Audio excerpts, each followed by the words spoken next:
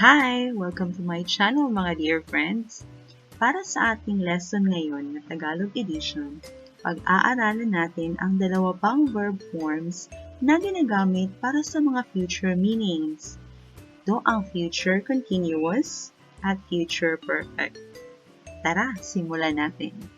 Let's start with this comparison. Right now, I am getting ready for my news report. After 30 minutes, I will be reporting live on TV. After 1 hour, I will have reported live on TV. Na-sense niyo ba ang difference sa tatlong sentences? Yung una, I'm getting ready, kasalukuyang nangyayari ngayon. Ang pangalawa, will be reporting, mangyayari siya pagkalipas ng 30 minutes. Yung pangatlo, will have reported, tapos na siya pagdating ng 1 oras. Nakita niyo ba ang kaibahan ng tatlong sentences? Heto pa. Right now, I am preparing our dinner. Kasalukuyang ginagawa. After 30 minutes, we will be taking our dinner. Will be taking. Mangyayari in 30 minutes. After 2 hours, we will have taken our dinner. Will have taken. Tapos nang gawin pagkalipas ng 2 oras. Na-feel niyo ba ang kaibahan nila? Nakita niyo ba na ang isa ay kasalukuyang nangyayari, ang pangalawa naman ay mangyayari pa, at ang panghuli ay matatapos na siya sa expected time in the future. Itong ikalawang sentence na to, ang verb form na ginamit dito ay tinatawag nating future continuous. Mangyayari pa siya at a certain time. Ito namang pangatlong structure, will have taken, ang tinatawag nating future perfect. Ang mga bagay na expected nating matapos pagdating ng takdang panahon. No, parang bahay ni Kuya lang. Sige, pag-aralan natin ng mabuti ang mga to para hindi tayo masyadong malito. Ano ba ang future perfect at ang future continuous? Sa forma, kapag gagamitin natin sila sa sentence, dapat ganito ang appearance nila. Si future continuous, gagamit ng will plus be plus ing form ng verb. So, kung ang verb mo ay report, so magiging reporting siya. Si future perfect naman, gagamit ng will plus have plus past participle of the verb.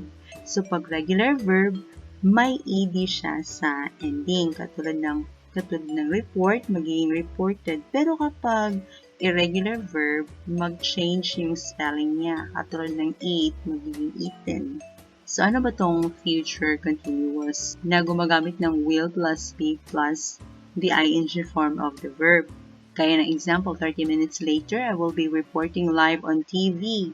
Ibig sabihin nito na at a certain time sa future, mayroong patuloy na mangyayari. Hindi pa siya nangyari, inisip mo lang na mangyayari pa siya sa future. Pero at a certain time. Ano ba yung certain time?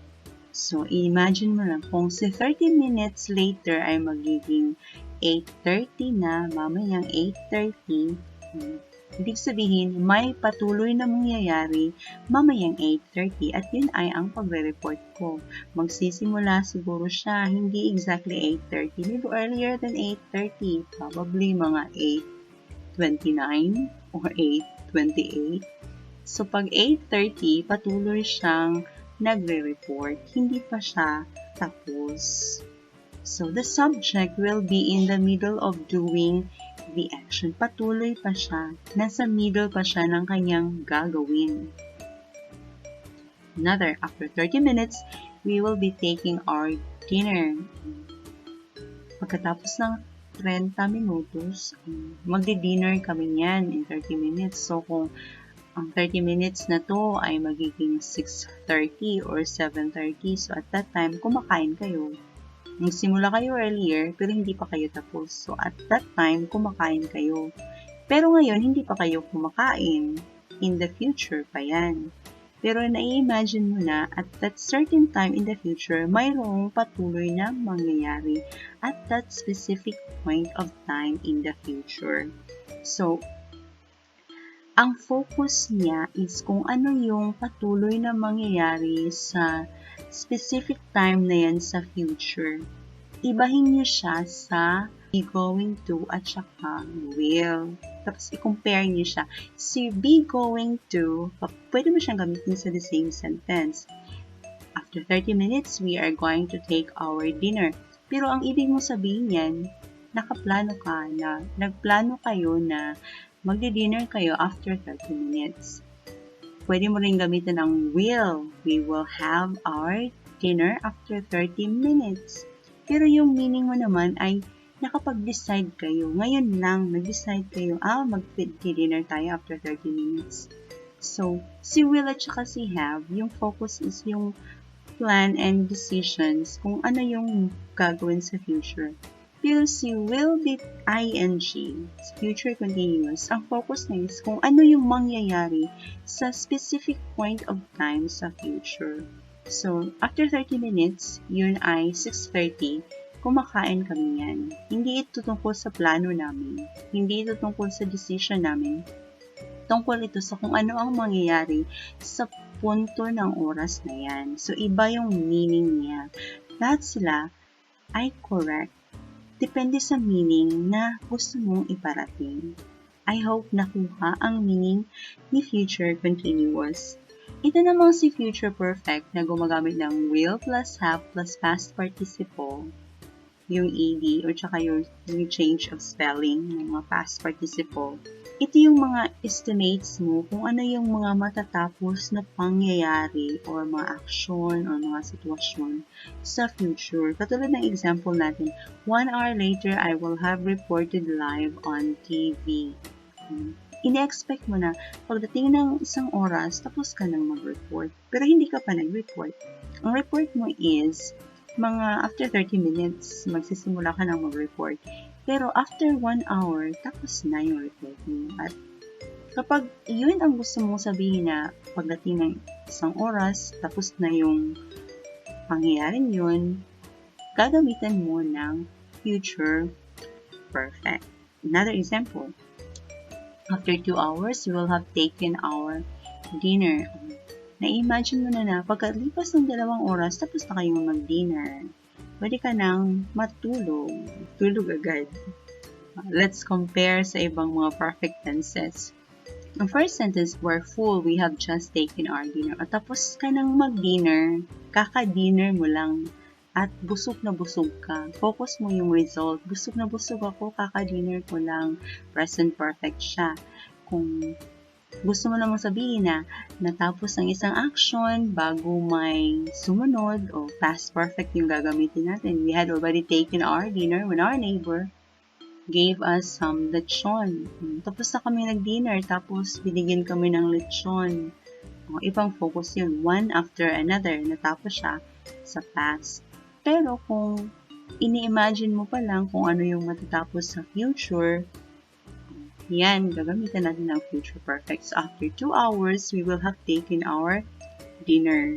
Meaning, na ini-expect mo na pagdating ng 2 hours, tapos na kayong mag-dinner. Hindi pa kayo nakapag-dinner nung sinabi mo ito. Pero, ini-imagine mo na pagdating ng 2 hours, tapos ka nang mag-dinner. Siguro ngayon, gutom ka pa lang.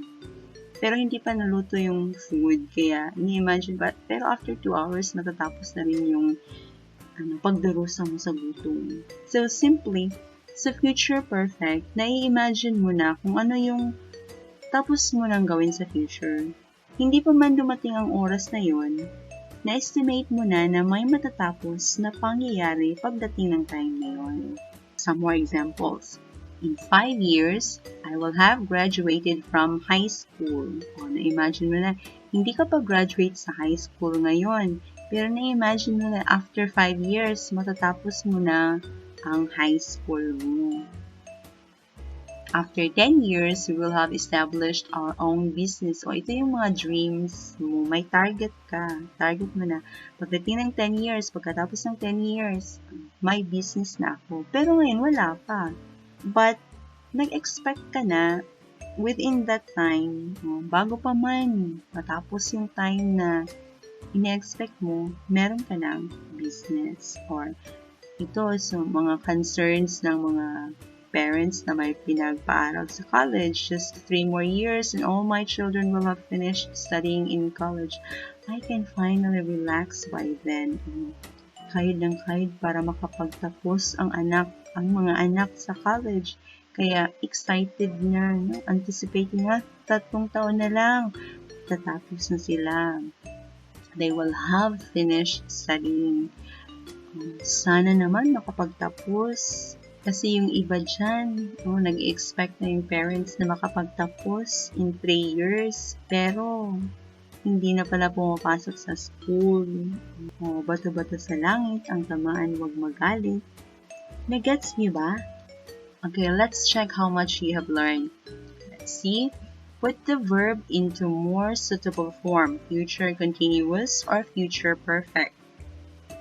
Please do not disturb me at around 8 o'clock this evening. I blank, the verb is study at that time. Ano kaya ang bagay na form sa study? Continuous or perfect? Let's check. Continuous. Kasi at that specific time, kaya nga huwag mo akong i-disturbo sa oras na yan dahil ongoing ang pag-aaral ko. So, ang focus mo is kung ano ang ongoing, no? Kung ano ang patuloy na mangyayari sa specific time sa future. Next. We can go to the mall at around 10 in the morning. I blank do the laundry by then. Ano kaya ang suitable form ng verb na do sa sentence na to? Future continuous or future perfect? Let's check.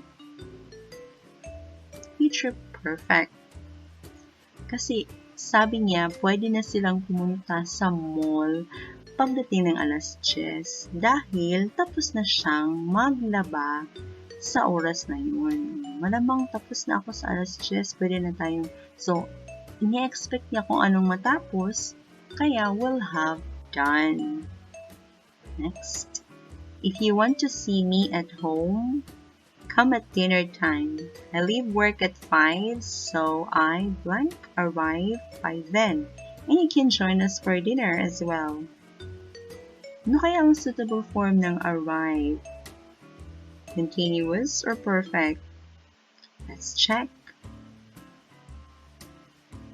Perfect.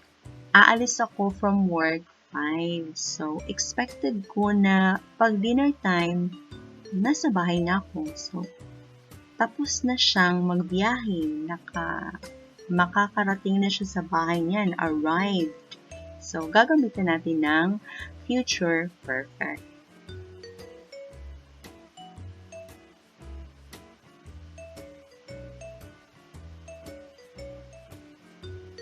At yun ang mga tamang gamit ng future.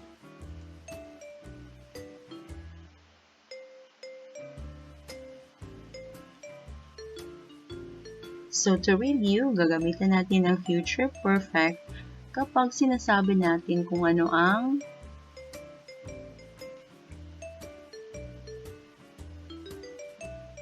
So, to review, gagamitin natin ang future perfect kapag ibig nating sabihin kung ano yung mga expected na matatapos at that certain time in the future. Pero future continuous naman kung ano ang expected natin na going on, patuloy na mangyayari at that certain time in the future. Continuous, patuloy na mangyayari at certain time in the future. Si perfect, tapos na siya sa expected time in the future. At yun ang mga tamang gamit ng future continuous at future perfect. I hope may na-learn na naman kayo sa video ito. Thank you so much for learning with me. Until next time, bye-bye!